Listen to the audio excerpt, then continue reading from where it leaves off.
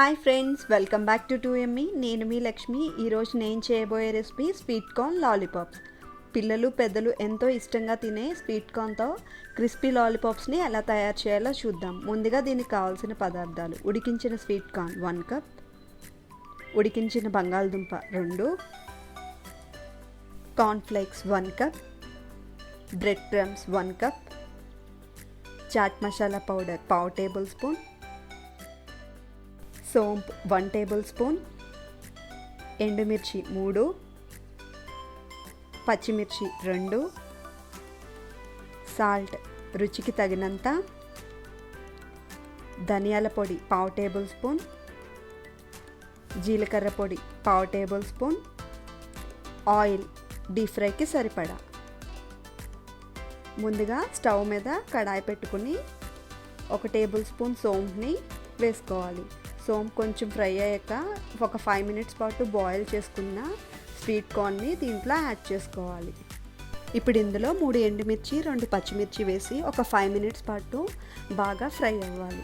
Fry అయిన తర్వాత stove off చేసుకుని ఒక 10 మినిట్స్ చల్లారించిన తర్వాత ఒక మిక్సీ జార్లోకి తీసుకుని ఇలా బరకగా గ్రైండ్ చేసుకోవాలి.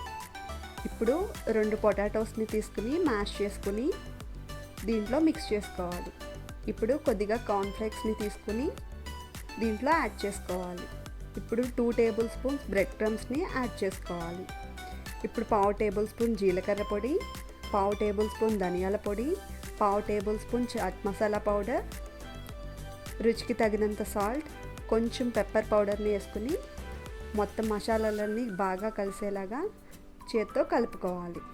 ఇప్పుడు కొంచెం చేతికి వాటర్ అప్లై చేసుకుని వీటిని చిన్న చిన్న బాల్స్లా చేసుకుని పక్కన పెట్టుకోవాలి. అన్నీ ఈక్వల్ సైజ్ ఉండేలా బాల్స్లా చేసుకుని ఒక్కొక్కటిగా పక్కన పెట్టుకోవాలి.